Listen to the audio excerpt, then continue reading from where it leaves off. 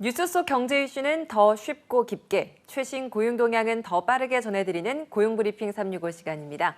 곽준영 기자와 함께하겠습니다. 안녕하세요. 안녕하십니까. 오늘은 어떤 이슈 가져오셨나요? 네, 요즘 고물가 상황 여러 차례 저희가 전해드린 적이 있습니다. 특히 이 장바구니 물가 올라도 너무 올랐습니다. 이 팍팍해진 가게 살림에 줄이기 힘든 식품 가격까지 인상이 되면 소비자 부담은 더욱 커질 수밖에 없는데요. 결국 저소득층 가구의 살림살이가 갈수록 고대해지고 있습니다. 이 번 돈의 절반을 식비로 지출하고 있다는 통계까지 나왔는데 이슈픽에서 짚어보겠습니다. 맞아요. 얼마 전에 우유값도 올랐더라고요. 정말 말씀하신 것처럼 식품 가격이 줄줄이 인상되고 있어요. 네, 그렇습니다. 이 최근에 붕괴했던 봉화광산에 고립됐던 광부들이 이 갱도에서 밥처럼 먹고 무려 221시간을 버텼다고 해서 재난 식량으로 떠오른 게 바로 커피 믹스입니다. 그렇죠. 이 직장인들의 필수품이기도 한데요. 맞아요. 이 커피 믹스의 가격이 또 오른다고 합니다. 커피 믹스 시장 점유율 1위 이 동서식품이 오는 15일부터 제품 출고 가격을 평균 9.8% 올리기로 한 겁니다. 올 초 가격을 7.3% 올린 데 이어 10달 만에 또다시 가격을 올리는 건데요. 1년에 2번 가격을 올리는 것은 동서식품 창사 54년 만에 이번이 처음이라고 할 정도로 굉장히 이례적입니다. 그러니까요. 1년에 2번이나 가격을 올리는 게 사실 기업 입장에서도 상당히 부담이 될 수도 있는데 불가피하게 올렸다라는 건가요? 그렇습니다. 게다가 정부가 물가 관리를 신경 쓰는 상황에서 가격 인상 결정하기 굉장히 쉽지는 않았을 겁니다. 동서식품은 이에 대해서 원재료 가격이 워낙에 많이 오른 탓에 이 비용 부담이 급증을 했고 또 환율 부담까지 커져서 어쩔 수 없는 선택이었다고 일단 설명을 하고 있는데요. 네. 지난해 원두 가격은 파운드당 171센트까지 올랐고 올해 10월까지는 파운드당 223센트까지 상승했기 때문입니다. 정말 약속이라도 한 듯 다른 식품 가격들도 도미노 인상이 이어지고 있어요. 어느 정도 상황인가요? 네, 참기름과 케찹, 식초 등 가격이 줄줄이 올랐습니다. 네. CJ제일제당은 참기름, 식초 가격을 판매가의 20% 넘게 올렸습니다. 이 오뚜기도 참기름과 케찹 또 마요네즈 가격을 각각 10% 넘게 올렸는데요. 업계 관계자들 역시 이 원재료 가격과 에너지 가격 상승 또 높아진 환율 등의 영향이 있었다고 설명하고 있습니다. 네, 이렇게 물가가 올랐으면 내 월급이라도 좀 오르면 그나마 나을 텐데 쓸 곳은 많아졌는데 오히려 가계 소득은 줄어드는 상황이라면서요. 네, 그렇습니다. 이 통계청이 발표한 가계 동향 조사를 보면요. 올해 3분기 소득 하위 20%의 실질 소득 이 103만 9,600원으로 지난해보다 6.5%가량 줄었습니다. 네. 같은 기간 상위 20%는 2%가 줄었고 전체 가구로 범위를 넓혀봐도 평균 2.8% 감소해 전체적으로 실질 소득 줄었지만 저소득층이 고물가의 영향을 더 크게 받고 있는 실정입니다. 네, 그리고 또 소득보다 지출이 큰 적자 가구도 많을 것 같은데 실제로 좀 어떤가요?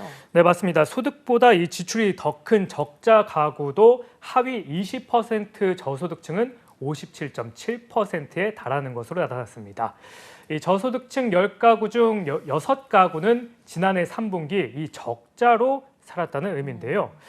또 하나 눈에 띄는 통계가 있습니다. 바로 하위 20% 그러니까 저소득층의 식비 지출이 유독히 크다는 데 있었습니다. 네, 장바구니 물가가 아무리 오른다고 해도 사실 장 안 볼 수 없고 식사 안 할 수 없잖아요. 이렇다 보니까 정말 식비에 많은 돈이 들어갑니다. 네, 그렇습니다. 이 소득 하위 20% 가구의 경우에는요. 저소득층 식료품 지출은 전분기보다 더 커졌습니다.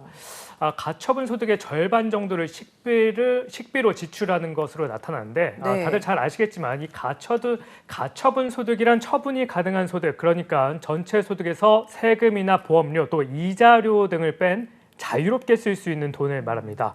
하위 20%의 지난 3분기 가처분 소득은 월 평균 90만 2천 원이었는데요. 이 중 식비 지출 42만 9천 원으로 전체 지출의 47.5% 그러니까 절반 가까이나 된 겁니다. 네, 근데 또 최근에 물가 오름세를 따져보면 식비 지출에 돈이 많이 들어갔다라고 해도 이게 이전과 사실 그렇게 크게 차이는 없을 것 같거든요. 네, 그렇기는 합니다. 하지만 이 안타까운 점은 물가 오름폭을 계산했을 때는요, 이 저소득층의 실질적인 식비 지출 되레 4.1% 줄었다는 점입니다. 네. 이게 무슨 말이냐면 물가가 올라 지출 금액만 늘어났을 뿐 실제 먹거리는 줄인 건데요. 이를테면 지난해 3,000원에 2개를 샀던 식품을 올해는 4,000원은 주고도 1개밖에 사지 못하는 상황이라고 볼 수 있습니다. 네. 실제 지난 3분기 식료품과 주류, 비주류 음료의 물가는 지난해보다 7.9% 올랐는데요. 전체 소비자 물가 상승률 5.9%를 크게 웃돌았습니다. 네, 두 번째 이슈픽 짚어볼 텐데요. 두 번째 이슈픽은 이런 상황과는 아주 대조적인 이슈를 준비했다고 들었어요. 어떤 내용인가요? 네, 그렇습니다. 이 KB금융그룹이 정기적으로 펴내는 게 있습니다. 한국 부자 보고서라는 자료를 이번에 소개를 해드릴 텐데요. 네. 팬데믹 시기에 부자들 이 금융자산은 더 늘고 빚은 오히려 더 줄었다고 합니다. 네. 자, 우선 부자 하면 자산이 좀 얼마나 돼야 한다고 생각하십니까?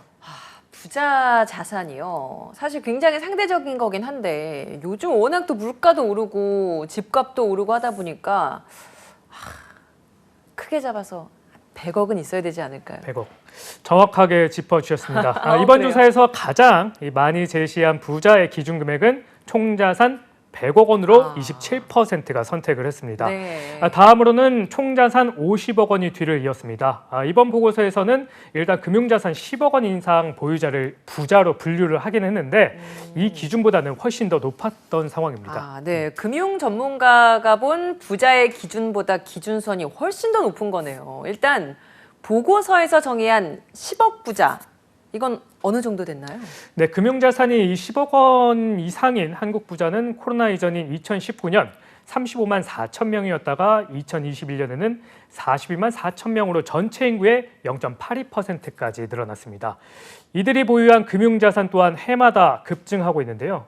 2021년 2,900조 원까지 늘었고 대신 코로나 시기의 부자들은 예전에 비해 조금 더 빡빡하게 부채 관리를 한 것으로 나타났습니다. 네, 장기적인 코로나 상황으로 인해서 소상공인이나 자영업자들 빚이 크게 늘었다라는 얘기 저희가 굉장히 많이 했었는데 지금 말씀해 주시는 이야기는 굉장히 이런 앞선 사례들과는 대조적인 것 같네요. 그렇습니다. 오히려 이들은 주택담보대출, 신용대출 등 부채를 보유한 부자의 비중 3년 사이에 10% 이상 낮아졌다고 합니다.